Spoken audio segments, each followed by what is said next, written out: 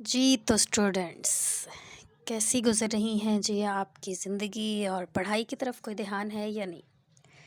ये जो सामने स्क्रीन पे लिखा हुआ नज़र आपको आ रहा है, ये अगर आप नहीं भी पढ़ रहे तो इसको देखें और पढ़ना शुरू कर दें। बहुत रिलैक्स कर लिया आपने, कोविड ने आपको बहुत से एडवांटेजेस भी दिए और बहुत से डिसएडवांटेजेस भी उसके हैं। लेकिन अब जो आपकी एक उम्मीद की आखिरी किरण थी कि शायद हम प्रमोट कर दिए जाएँ, तो वो सब हो गया ख़त्म। अब किसी किस्म की उम्मीद आप ना रखें और आपको अपने एग्ज़ाम्स हर सूरत देने होंगे, तो बेहतर है कि आप थोड़ी-सी जो है वो अपना टाइम मैनेज करें और अपनी तैयारी को स्टार्ट कर दें। तो आज की जो वीडियो है उसमें हम देखते हैं रावलपिंडी बोर्ड के एग्ज़ाम्स की जो डेट शीट है वो आ गई है। लेटेस्ट अभी जो डेट शीट आई है उसको हम देखते हैं। डेट शीट जो आई है वो है सेकंड ईयर की मतलब क्लास 12th की और मैट्रिक की यानी क्लास 10th की। अभी 9th और फर्स्ट ईयर की डेट शीट नहीं आई। तो आइए देखते हैं।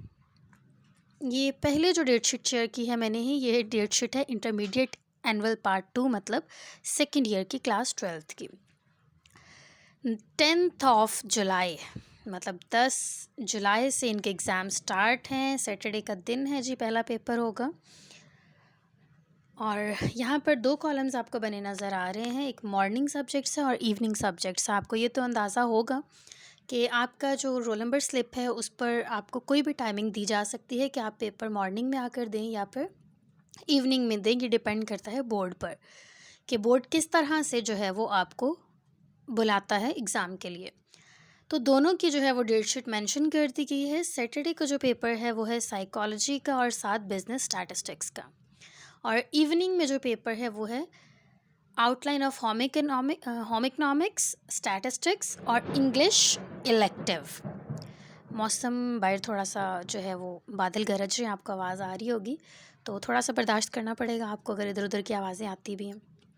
अच्छा, ये इंग्लिश के आगे लिखा हुआ है जी इलेक्टिव, मतलब ये वो कंपलसरी वाली इंग्लिश नहीं है। बहुत से लोग कहेंगे जी हमने तो सुना था कि इंग्लिश का पेपर ही नहीं होना।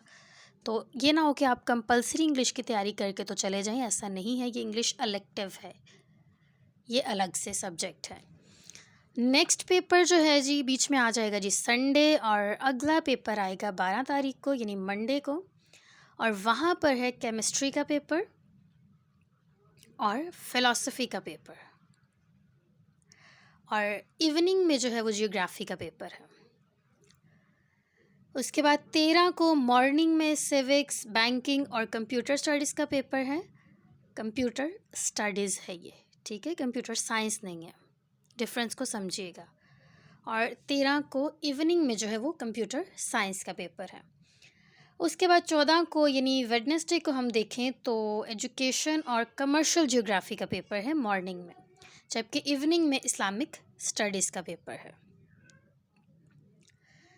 फिर 15, 16, 17 और 19 तक आपके पेपर जाएंगे कंजक्टिव, और फिर आगे एकदम से डेट ने जंप किया है 27 पर।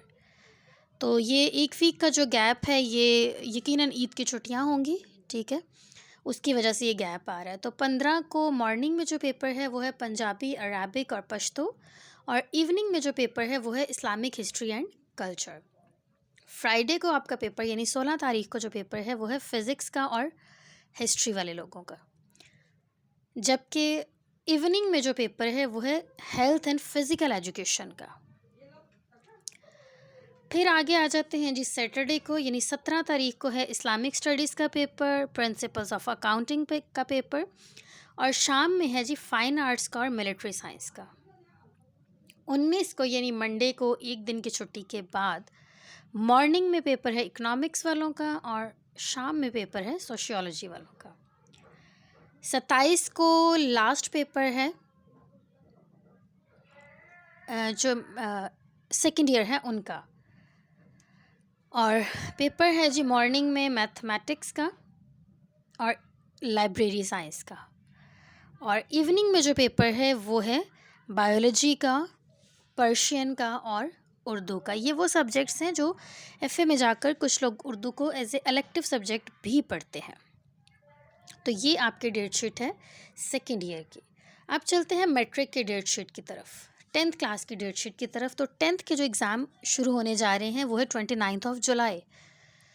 29 जुलाई को थर्सडे जुमेरात वाले दिन पहला पेपर होगा, और मॉर्निंग में जो पेपर है वो है अरेबिक का और would work and furniture making का।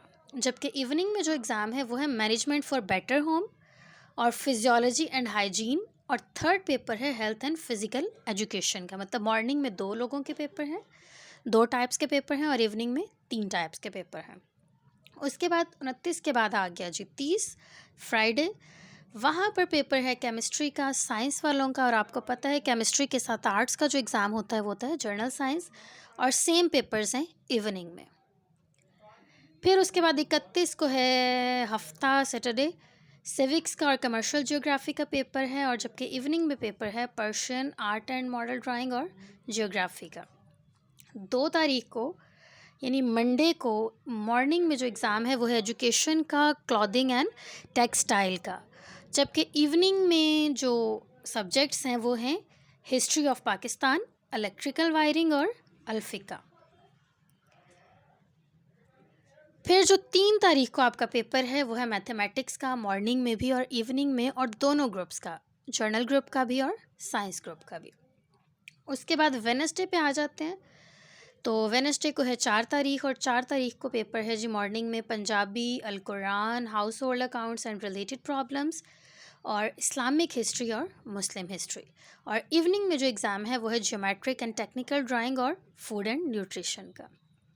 5 तारीख को मॉर्निंग में होम इकनॉमिक्स का पेपर है, पोल्ट्री फार्मिंग का पेपर है, चाइल्ड डेवलपमेंट, फैमिली लिविंग का पेपर है।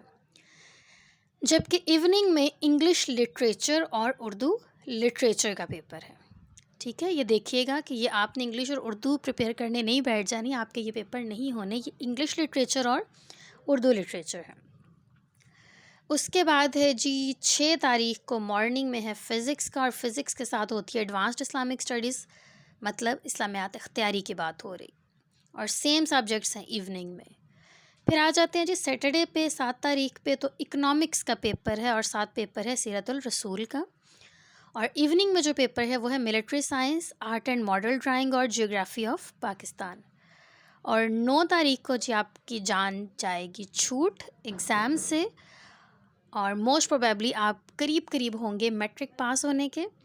तो 9 तारीख को आपका है आखिरी पेपर यानी मंडे को, और ये पेपर है जी बायोलॉजी का, साइंस वालों का, और उसके साथ है कंप्यूटर साइंस का पेपर, जो बायोलॉजी नहीं पढ़ते स्टूडेंट्स, और अगर वो कंप्यूटर पढ़ते हैं तो साथ उनका एग्ज़ाम है ये। And very good luck for your exams, और उम्मीद करते हैं कि सब लोग बहुत अच्छी तैयारी करेंगे, बहुत अच्छे से अपना पेपर प्रिपेयर करेंगे और बहुत अच्छा रिज़ल्ट लेकर आएंगे।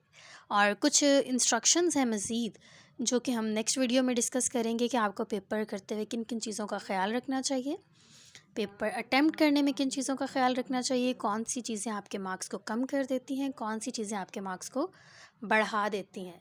तो ये छोटे छोटे पॉइंट्स हैं जिनको हम डिस्कस करेंगे। मज़ीद ये भी डिस्कस करेंगे कि पेपर शीट किस तरह की होती है, आपने रोल नंबर कैसे फिल करना होता है, ये सारी चीज़ें हम डिस्कस करेंगे नेक्स्ट वीडियो में।